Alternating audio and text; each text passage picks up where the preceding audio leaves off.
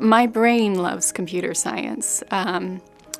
I ended up back in school taking CS courses because parts of a previous job I had were fairly technical, and I wanted a better understanding of those. And in the process of taking those and really exploring just that aspect of my job, I realized that was my favorite part of it.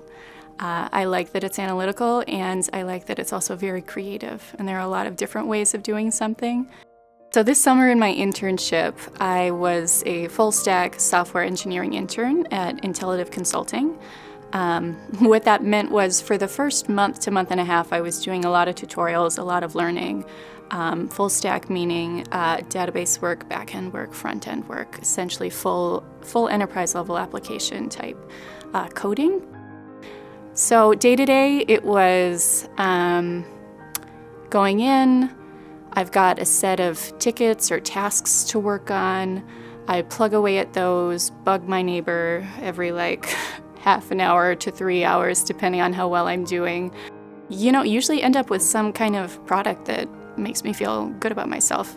Certainly there was ebbs and flows in terms of how frustrated I would get at any given time, but it was always a lot of fun.